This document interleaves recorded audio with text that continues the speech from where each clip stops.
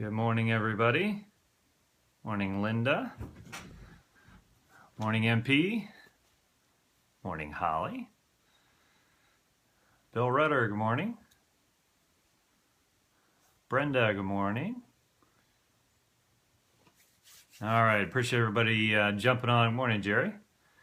As everybody's jumping on here, real quick, we'll again just kind of run through the quick instructions. Appreciate everybody being on again today. Good morning. Morning, Eric from Puerto Rico. Appreciate you being on. Listen, again, the general instructions for Periscope are pretty simple. If you'd like to share it with friends, team, etc., please just swipe up or swipe right and then just follow the instructions from there. And as always, if you hear anything that you like, I shouldn't say anything, something that you like, then if you just tap the bottom right of the screen, it'll pass that along and just send some hearts up. So we appreciate that as always. Real quick, mention about yesterday. I went afterwards and did some research because someone had just asked me to share some of the resources and that kind of thing. And actually two of the resources that were quoting some of the same numbers, some of their numbers were off a little bit. And I never like that kind of thing. I don't put anything out unless it's either my own knowledge that I'm comfortable with or something I research. And some of their numbers were off. I put a note on the recording on the system and just, I don't want to take it down because even though some of those numbers were wrong, the spirit of what was being shared was still important. So the message was important. So anyway, just wanted to mention that today. Done, finished, let's move on. Today, again, it is about lifting others up. And, you know, one of the things in building this business in network marketing is without a growing team of leaders, good morning, we're always basically stuck being that person that everyone looks to. And there's nothing wrong with that, so don't take it that way. But what I mean is there's no way to work yourself out of a job unless there are other people that step into your role. So I hope that makes sense. And there's, you know, again, it's all about duplication. I constantly talk about that. That's so important. But the other part is, you know, everything that I share with folks in this process it's all about a big business mentality. So everything that I'm trying to go over is honestly what I've been taught by other leaders in the industry, but predominantly, obviously, by my mentor, Logan Stout. So everything is about creating a big business. And this has been a great process for me to kind of rewind and go back to the beginning when Logan was coming and literally staying at my house and walking me through the process and helping me grow. So, and these are the kind of things that I think are important to share because we want everybody to be able to do these things for themselves. You know, we want everybody ultimately to have everything they want out of this industry, out of the business, etc. So, so one of those things, and it happened pretty early on, is basically pushing others to the front of the room. And, you know, I've seen people in the industry come and basically they want to be the person. They want to be what everybody looks to. And I'm not saying we have anybody in our company or our team or anything like that. So this isn't directed at anybody when I make a comment like that. But you see a lot of that. And it's for them, it's about being, you know, the star, however you want to put it. But one of the things that happened early on, again, was Logan pushed me to the front of the room because he knew, you know, he lives 1,200 miles away. He can't be there for me every day. And obviously I'm going back years at this point, but that was an important thing. It was a necessity. And learning from that necessity and from that process really changed my thought process and my focus in the entire time we've been building this company. So, so how do we do that? And what is it about? It's about edifying people on your team. It's about lifting other people up into positions of leadership. So it's basically giving them the stage, and in the process, what you're doing is giving them credibility. Now, it's a really interesting process because, and I have to go back and kind of look in myself and my own experience when Logan was pushing me to the front of the room, and it was interesting. And real quick story, the first time this ever happened, I didn't have any notice. It was like a couple hours notice, and it was a slide presentation. So it was PowerPoints, and I hadn't done it. I'd watched him, but I was watching in amazement as he did it because there's only one Logan, nobody else can present the way he does. So I never even imagined that he would even ask me to do that. Or any part of it, So it was really kind of a trial by fire, which it had to be. So, but we have the luxury. Good morning, Jim Christia. We have the luxury of you're absolutely right, Linda. We have the luxury of being there while we're helping other people through the process and doing it instead of a trial by fire kind of deal. It's a much more friendly process, I'll put it that way. So how do we do that? A couple ways here. I'll give you a couple ideas as to how to help people from your team get to the front of the room as you're growing your business and growing your team. And listen, as always, if you're sitting there going, man, I don't have a team. I am the team. It's a team of one. It's okay, because let's think big picture here and understand that you will have a team. And as your team grows, these are the kind of things that if you're thinking about and focused on, it will change the dynamics and the ability to grow rapidly with your team and to help them grow and do the same. So I tell you, a great way I start is I ask people just to give a testimonial. And it's funny how nervous people can be just giving a testimonial. My first one was not a testimonial. It was doing part of the presentation. And there were 40 people in the room. It might as well have been 4,000. I was not a public speaker. I'm still not. But my point is that I was as nervous as I could be, full sweat and the whole deal. So what I'll do is I'll go to somebody for the first time. I've never seen them speak, and I'll say, hey, listen, would you mind sharing your story? Could you share your testimonial? 2 minutes, 1 to 2 minutes, whatever. And all of a sudden they start getting nervous. Oh my gosh, I've got to speak. And it doesn't matter if there are 5 people there or 50 or 100 or whatever, understandably they're nervous. So, but it's funny how quickly that nervousness changes into when they're finished, they feel good. They shared their story. So why do I ask people to start with their story? Because their story is something they're comfortable sharing.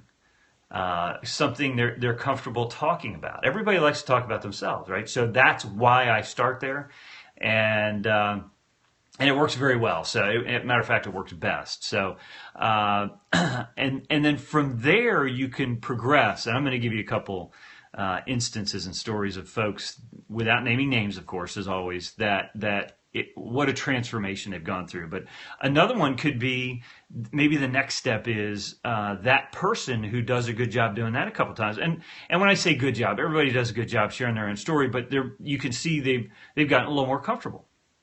Then maybe you have them open, welcome everybody, take care of the housekeeping, silence your cell phone, that kind of thing. They're taking on a bigger role. Okay, they're growing within the process. Their role is growing. Another step could be,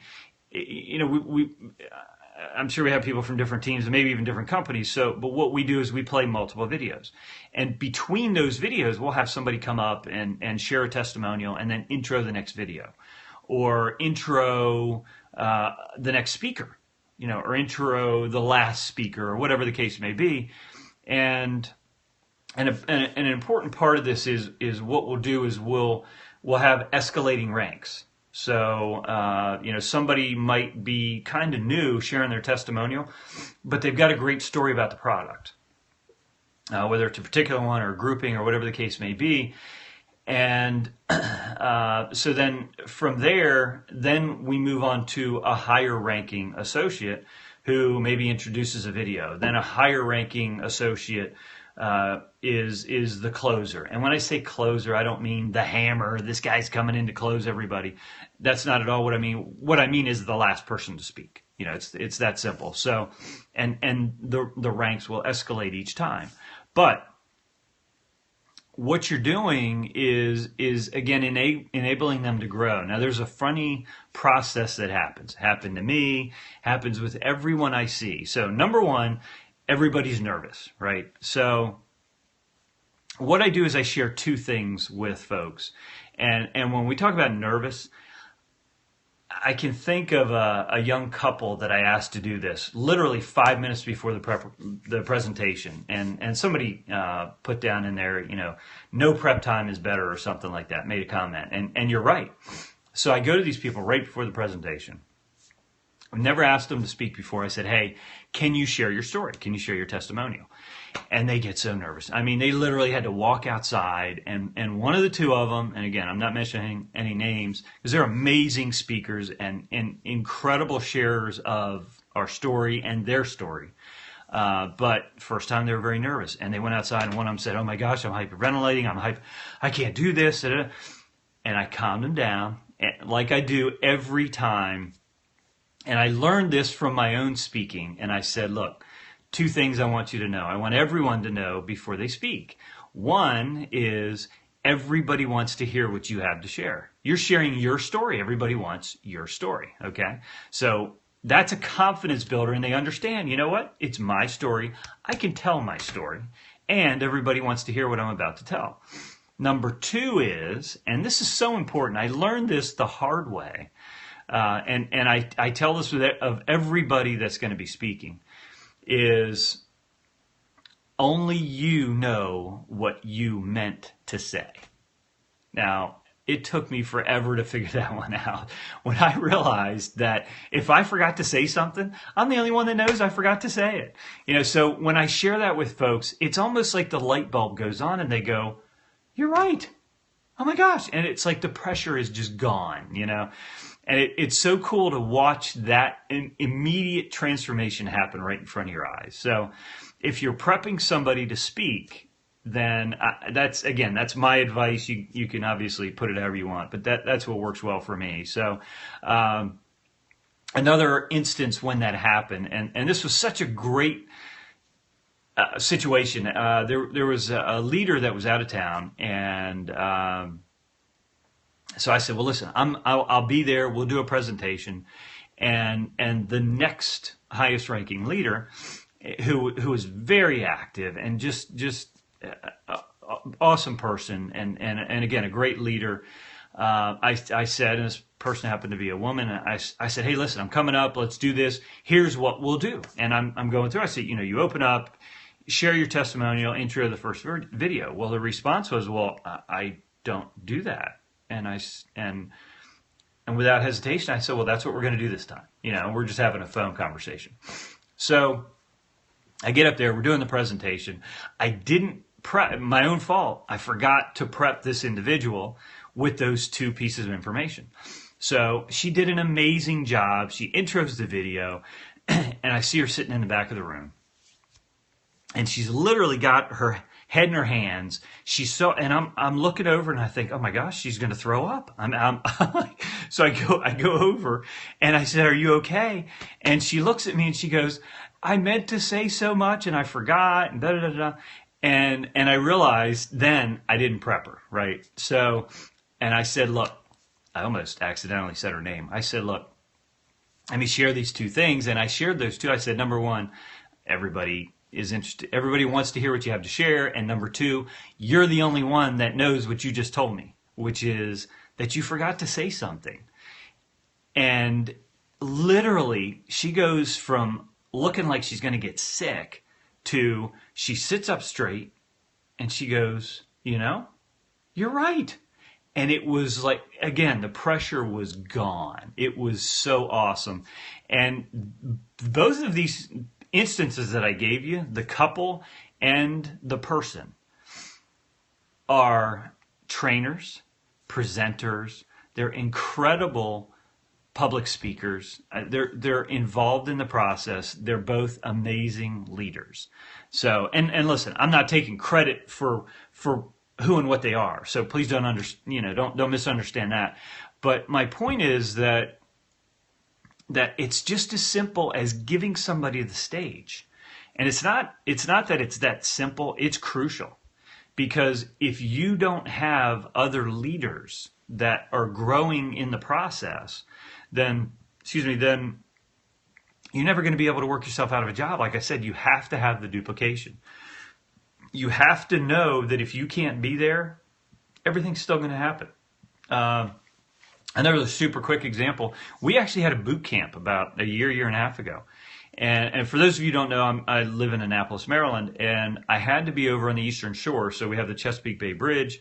I was over there doing a presentation, and then right after, I was going to come back, and I had plenty of time, like 2-hour window to make a 20-minute drive, and then we were going to have a boot camp, which is just a training event. And they shut down the Bay Bridge because of an accident. I sat for 4 hours before I could get back across the Bay Bridge. So I'm calling people. Well, I was also the only one that had the presentation, but everybody sent me all their slides to do the training. So I'm sitting on the other side of the Bay Bridge. There's nothing I could do. The quickest way around is 3 hours up around the north side. And I was stuck. I couldn't do anything. But because we had a group of leaders that had all been in front of the room, it was okay. And I sat there. I was frustrated because I sat there for 4 hours waiting, going absolutely nowhere. And I was only 20 minutes away from where I needed to be. But I knew that the boot camp was going to happen and it was going to be amazing. And it was. So it wasn't about any one person. So that was just crucial for me. And it was awesome to see the results of the fact that, look, if something happens and somebody can't be there, no big deal, right? So, a couple of the other key things that I want to throw in, and I really didn't intend to.